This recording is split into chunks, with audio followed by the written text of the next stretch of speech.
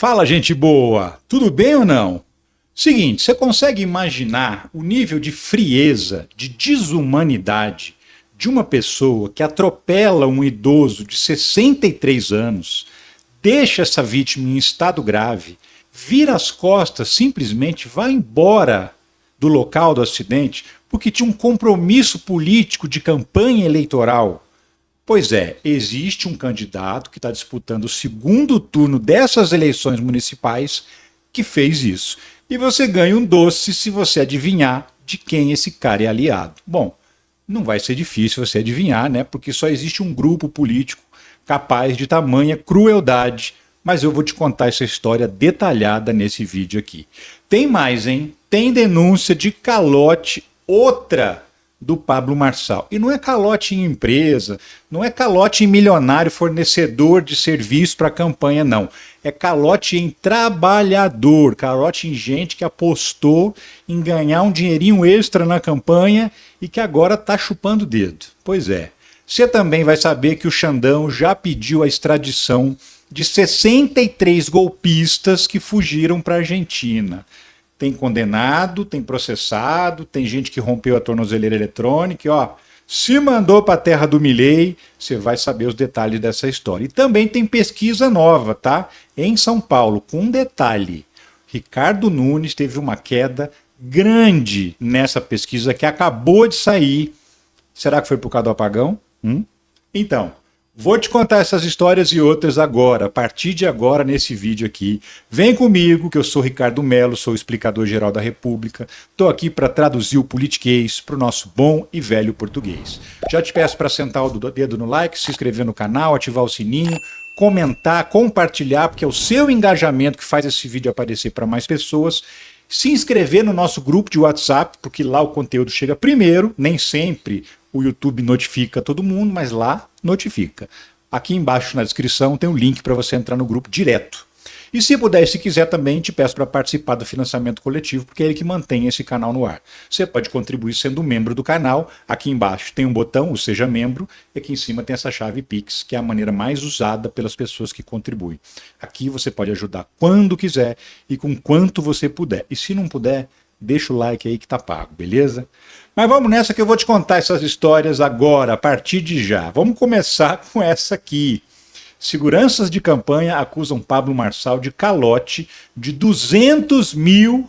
Sim, o Pablo Marçal contratou um grupo de seguranças que são policiais que estavam nos dias de folga fazendo a segurança do Marçal, da candidata a vice-prefeita dele e de alguns dirigentes do PRTB, o partido dele.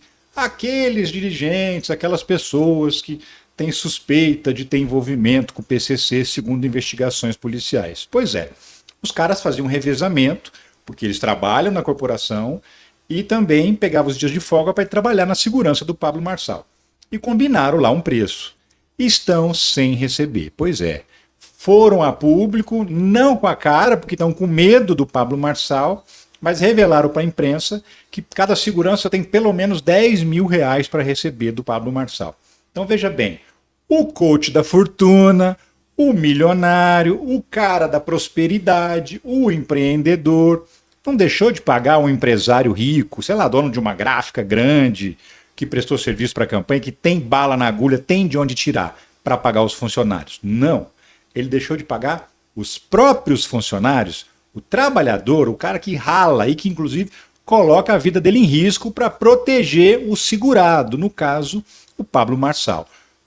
A campanha, ele está dizendo que não, que é mentira, que não está devendo nada, que se alguém está devendo é o PRTB, não é ele, só que tem um detalhe.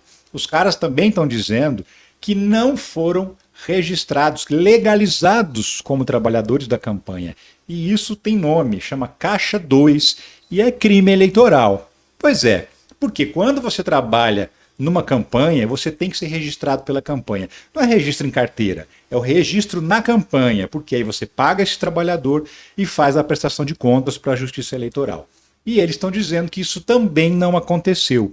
Não formalizaram essas contratações desses seguranças do Pablo Marçal num claríssimo crime eleitoral. Mais um, né? Ele já tem uma coleção de crime para responder, inclusive alguns tão graves que podem facilmente, vão inclusive, te digo com 100% de certeza, vão levar à inelegibilidade dele por 8 anos, ou seja, até 2034, porque até a eleição de 2032 ele vai estar inelegível.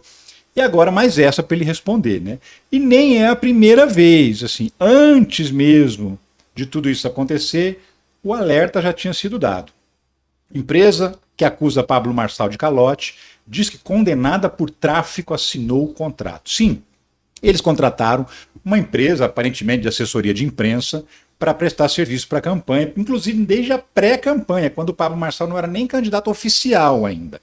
A empresa foi lá, prestou serviço, tem uma grana alta para receber e não recebeu, levou um calote. E aí essa empresa procurou a justiça, apresentou o contrato assinado, apresentou conversas de WhatsApp printadas para provar que realmente tratou com a campanha do Marçal e disse o seguinte: colocaram uma mulher para assinar o contrato em nome da campanha e essa mulher simplesmente foi condenada por tráfico de drogas. Sim, tráfico de droga, vendia droga para gente rico, para playboy, lá num bairro nobre de São Paulo. Essa mulher condenada, por acaso, está vinculada ao Pablo Marçal. Um acaso do destino, né, que ele tem tanta gente com vínculo ou suspeita de vínculo com o crime organizado, com o PCC, com o tráfico de drogas, outro que vendia produto químico para o PCC, né, no caso do Cariani, que também está respondendo sobre isso na justiça. Então, assim, a galera que anda com o Pablo Marçal é só gente boa, pelo que você está vendo, né? E agora, mais um bando de gente que acreditou nele dançou. E ainda tem uma galera que acredita. É brincadeira, né? Mas enfim, vamos mudar um pouquinho de assunto, que o Sérgio Moro foi esculachado, arrebentado pelo candidato que disputou a eleição para a prefeitura de Curitiba, aliado do Sérgio Moro, do mesmo partido, inclusive, do Sérgio Moro, União Brasil, o candidato Ney Leprevost. Ele teve 6,5% dos votos, ficou em quarto lugar, deu vexame e o Moro achou que ia se dar bem. Tão bem que indicou a própria mulher, a Rosângela Moro, que transferiu o título eleitoral. Você lembra que ela foi eleita por São Paulo, né, naquele esquema meio estranho? Ela transferiu o título para Curitiba para ser candidata a vice-prefeita desse cara. E a eleição foi um vexame total. Aí o cara deu uma entrevista hoje e disse o seguinte, que o Moro atrapalhou, que ele começou a perder a eleição no momento em que ele aceitou a Rosângela Moro como candidata a vice. Ele disse isso e disse mais, que o Sérgio Moro é vaidoso, que queria ficar comandando a campanha só porque indicou a vice, a mulher, queria comandar a campanha, parecia que a campanha era dele, segundo a entrevista do Ney Leprevost. Diz que ele queria aparecer na propaganda eleitoral todo dia e o cara só tinha 1 minuto e pouquinho de tempo de televisão, não dava para ficar colocando o Sérgio Moro todo dia. E aí o Sérgio Moro ficou emburrado, no final da campanha saiu fora, se afastou da campanha e o cara deu um vexame histórico com esse quarto lugar, o 6,5% dos votos. E agora resolveu rasgar o verbo, abrir a boca e falar que o Sérgio Moro é um encosto, que só atrapalhou a campanha dele. O Sérgio Moro rebateu, né? Falou que o cara, tipo, apesar de não ser um idoso, ele se comporta como um velho da política, que o cara estava dando desculpa esfarrapada. E aí o Ney Leprevost rebateu de novo, teve a tréplica. Pois é, candidato derrotado afirma que Moro é traidor contumaz, em novo capítulo da briga do União Brasil. O que aconteceu? Ele disse o seguinte, que o Moro já traiu todo mundo. O Moro primeiro traiu a própria magistratura, quando ele abandonou a função de juiz, fez todo aquele escarcéu na Lava Jato, apareceu como grande herói nacional e se mandou, pediu demissão da magistratura, traiu então o Poder Judiciário. Aí foi ser ministro da Justiça do Bolsonaro. Saiu de lá falando mal do Bolsonaro, que o Bolsonaro tinha tentado interferir na Polícia Federal, você vai se lembrar dessa história. Então o Ney Leprevost fala, o cara traiu a magistratura, traiu o Bolsonaro também, e é assim que ele é visto em Curitiba, um traidor do Bolsonaro. E ainda traiu até o partido político que acolheu ele quando ele saiu do governo Bolsonaro e o político que abraçou o Sérgio Moro, que é o Álvaro Dias. Ele foi para o Podemos, o partido do Álvaro Dias. O Álvaro Dias abraçou, gastou milhões na pré-campanha do Sérgio Moro, que ele queria ser candidato a presidente, e ele abandonou o Podemos, no meio do caminho foi para a União Brasil, acabou candidato a senador. Tentou ser candidato por São Paulo, não conseguiu porque a Justiça Eleitoral não deixou, percebeu a sacanagem que ele estava tentando aprontar, ele teve que ir para Curitiba ser candidato, foi eleito senador lá. Então, o Nele Prevost fala, o cara traiu a magistratura, traiu o Bolsonaro, traiu o Podemos, traiu o Álvaro Dias, que abraçou, que abriu os braços para o Sérgio Moro. Esse é um traidor quanto mais. E assim terminou a trajetória do Sérgio Moro nessas eleições municipais. Ele apoiou 10 candidatos no Paraná, 8 perderam a eleição. E a mulher dele passou vexame nas urnas com 6,5% dos votos. E aí o Sérgio Moro é visto em Curitiba como um traidor geral. Ninguém gosta dele, nem a esquerda nem a direita. Só aquela galera que é fã da Lava Jato, que sobrou para ele. Por isso que ele foi eleito senador. Mas, em linhas gerais, por quem é de esquerda, ele é visto como o carrasco do Lula, porque prendeu o Lula injustamente. E quem é da extrema-direita vê ele como traidor do Bolsonaro. Sobrou só o miolinho ali, que acabou elegendo ele senador. E agora ele ainda quer ser candidato a governador do Paraná daqui a 2 anos. Depois desse resultado eleitoral que ele teve, aí apoiou 10, 8 perderam, teve 80% de desaproveitamento. Duvido muito que o União Brasil vai bancar a candidatura dele ao governo do estado. E vamos seguir. Xandão, Alexandre de Moraes, determina a extradição de 63 brasileiros foragidos na Argentina. Ele encaminhou o pedido do STF para o Ministério da Justiça. O Ministério da Justiça agora tem que encaminhar isso para o Itamaraty, lá do Ministério das Relações Exteriores, que vai fazer o pedido diretamente para o governo argentino. Aí se fala, mas o governo argentino não vai dar porque é o Milei. Então, há controvérsia. Seguinte, o governo argentino já tinha respondido, deu a lista, entregou de bandeja para o STF a lista dos brasileiros foragidos que estão na Argentina. Um tempo atrás, a justiça brasileira pediu e o governo Milei não pensou 2 vezes, entregou nome, sobrenome, onde estava a galera, bonitinho para a justiça brasileira. Com isso, foi possível dar sequência no processo de extradição, porque essa galera é o seguinte, todo mundo que participou lá do 8 de janeiro, que quebrou tudo em Brasília, tem gente que foi preso, aí foi solta com tornozeleira para responder o processo em liberdade, quebrou a tornozeleira, fugiu para a Argentina.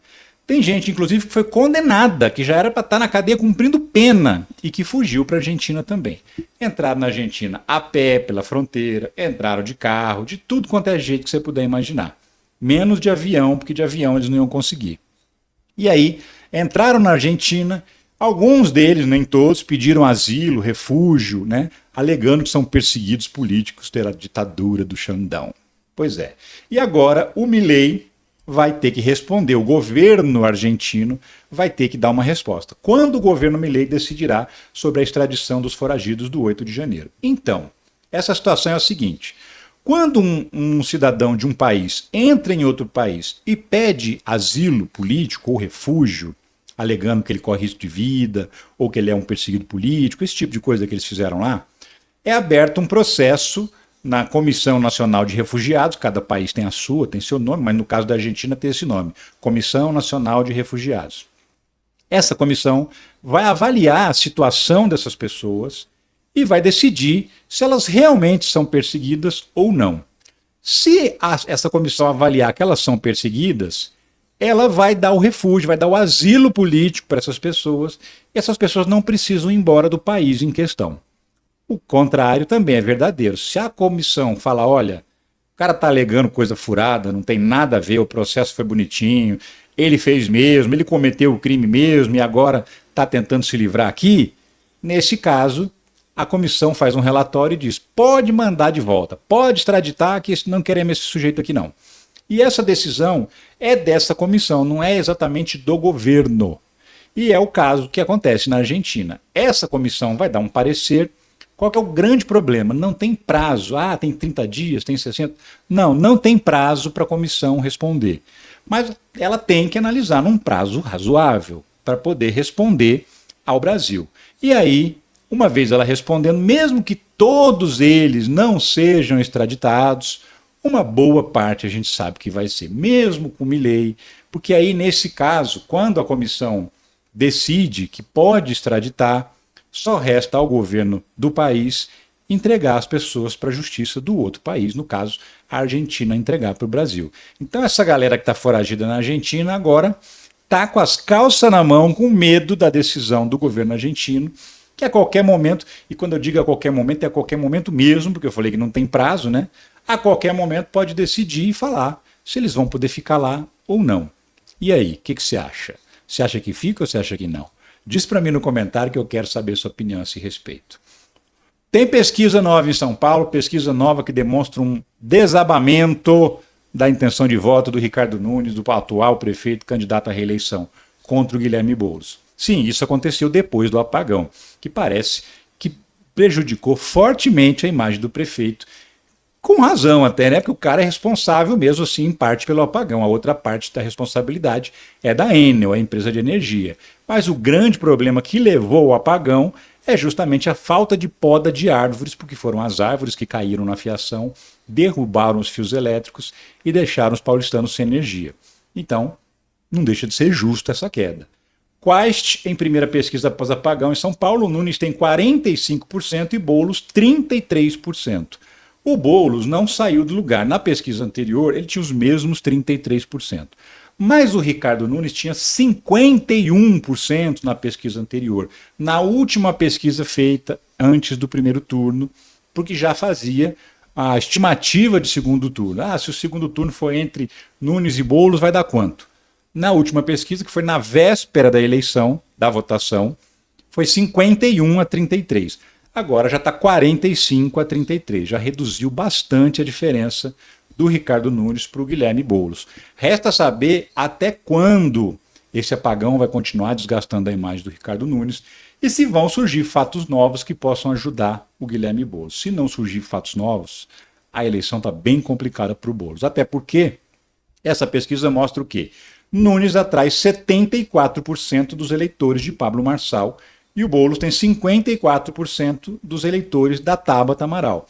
Então era meio que óbvio, né, que a maior parte dos eleitores do Pablo Marçal, que é um candidato de extrema-direita, ia migrar para o Ricardo Nunes. No caso, a Tabata Amaral esperava-se que dela fosse vir mais votos. Mas tem uma galera que vota na Tabata que é isentão, né? Isentão, você sabe como é que é.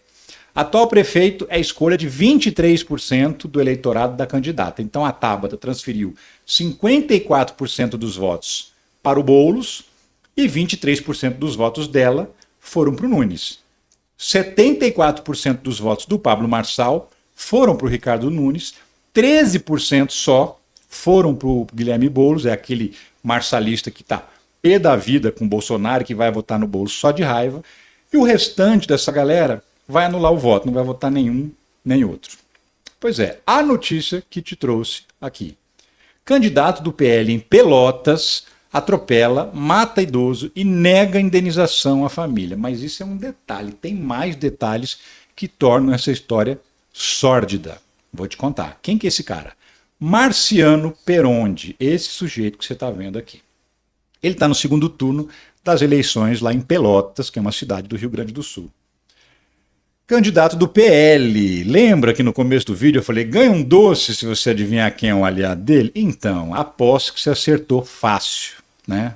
Agora eu vou ter que distribuir doce para essa galera aí. O cara, no dia 25 de junho desse ano, pegou uma caminhonete que ele tem e estava indo para Porto Alegre. Fazer o que em Porto Alegre? Encontrar o Jair Bolsonaro para poder gravar material de campanha. Pois é. Aí ele atropelou um idoso de 63 anos numa bicicleta. O pobre coitado estava indo trabalhar. Trabalha lá na empresa de saneamento da cidade de Pelotas. Trabalhava, né? E aí ele ficou em estado grave no chão. O que esse sujeito fez? Veio a concessionária da rodovia, ele esperou a concessionária chegar e se mandou. A concessionária não tem nada a ver com a questão policial da história. Ele não esperou a polícia chegar, foi embora. Foi para Porto Alegre. Eu tenho mais o que fazer do que ficar cuidando de uma pessoa que eu atropelei e que está em estado grave. Mais ou menos isso, né? A situação foi mais ou menos essa. Foi para Porto Alegre, tranquilo e calmo, e foi participar do encontro político dele com Jair Bolsonaro. Nessa imagem que você vai ver aqui, ó, isso aqui é um print de um vídeo que ele publicou nas redes sociais dele no dia seguinte ao encontro com o Bolsonaro, no dia 26 de junho, no dia seguinte ao dia em que ele atropelou esse idoso. Então tá aqui o sujeito tranquilo, falando dos planos dele. No vídeo ele fala dos planos dele para a prefeitura, que tem que ganhar, tirar da esquerda e etc e tal, porque hoje a prefeitura de Pelotas é do PT, do Partido dos Trabalhadores. É uma prefeita que ocupa o cargo lá e ela não é candidata à reeleição, ela indicou um sucessor que também é do PT, chamado Fernando Marrone, e que está disputando o segundo turno com esse cara. Então, PT e PL disputam a eleição no segundo turno, sendo que esse sujeito aqui, do PL, que você está vendo, é o sujeito que tem a frieza, eu diria até a crueldade, de atropelar uma pessoa, deixar ela em estado grave, porque o idoso ainda não tinha morrido quando ele saiu de lá, morreu 9 dias depois, não resistiu aos ferimentos, simplesmente deixar o atropelado lá no chão e foi embora para encontrar o Jair Bolsonaro. E encontrou o Jair Bolsonaro na maior tranquilidade, no maior sossego. Você não vê em nenhum momento que o sujeito está abalado, está sentido pelo que acabou de acontecer. Como que você consegue imaginar uma pessoa desse nível de frieza, desse nível de crueldade governando uma cidade? Pois é isso que pode acontecer se o cidadão de Pelotas eleger esse sujeito. Como eu falei, ele disputa a eleição com o Fernando Marrone, está aqui os dois, o Fernando Marrone, que foi deputado federal, foi deputado estadual no Rio Grande do Sul, que é o da esquerda aqui da imagem, e o tal do Marciano Perondi, o atropelador do idoso, que matou o idoso, sorridente na foto aqui, que deve ser a foto da urna dele, né? Tranquilo, disputando a eleição, não adiou sequer um compromisso político, porque ele tinha cometido esse atropelamento que acabou na morte de um trabalhador. E aí, tá lá na primeira matéria que você viu, né? Ainda nega a indenização à família. A própria família denunciou que ele procurou a família do idoso, ofereceu uma merrequinha ridícula para eles não denunciarem, para eles não procurarem a justiça. Por quê? Porque isso poderia atrapalhar a campanha eleitoral dele. Você acredita nisso? Pois é, esse sujeito fez isso. Obviamente que a família não aceitou nenhum tipo de acordo, ingressou com uma ação indenizatória e também com uma ação na justiça criminal, e ele vai responder. Ainda antes do segundo turno, ele vai ter que dar a justificativa dele para a justiça, porque o processo está correndo. Ele simplesmente foi embora, deixou uma pessoa caída no asfalto e foi se encontrar Jair Bolsonaro. Esse é o bolsonarismo. Pois é. Gente, última notícia rapidinha aqui, que acabou de sair também, foi agora à tarde. Ó. O governo decide não adotar horário de verão este ano. Para mim, uma notícia péssima. Eu adoro o horário de verão, acho o horário de verão sensacional. Mas o governo analisou, levou um monte de coisa em consideração e concluiu que esse ano não. Pode ser que ano que vem tenha, vai ser feita uma nova avaliação ano que vem, mas esse ano não vai ter horário de verão. Por quê? Segundo o Ministério das Minas e Energia, não vai ser necessário, não tem perigo de faltar energia elétrica. Andou chovendo, isso deu uma melhoradinha na situação dos reservatórios, também tem uns projetos aí de ativação de usinas termoelétricas que estão gerando energia, e isso vai fazer com que não falte eletricidade no Brasil, não tem risco de apagão. Diante desse não risco de apagão, o governo optou por não mexer com esse negócio de horário de verão em cima da hora, porque quando ele existia, nessa época do ano, já estava rolando ou estava para entrar em vigor já. Mas não dá para colocar, mudar tudo em cima da hora.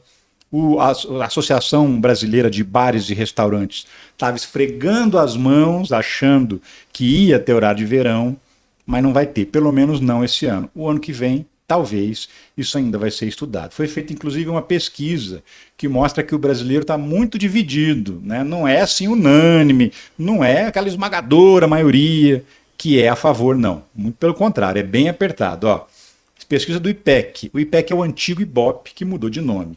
48% dos entrevistados são favoráveis a que se atrase uma hora nos relógios, ou seja, o horário de verão. E 42% são contrários. 7% são a favor nem contra, ou seja, estou nem aí. E 2% sequer responderam à pesquisa. Então, por conta disso, quer dizer, já não é uma coisa super desejada pelo brasileiro, é uma coisa meio dividida. Também não tem necessidade técnica, porque as informações é de que não vai faltar energia elétrica. Então, por conta disso também, o governo optou por segurar a onda e não ativar o horário de verão em 2024. Quem sabe em 2025. Eu torço por isso. E você gosta do horário de verão? Não gosta?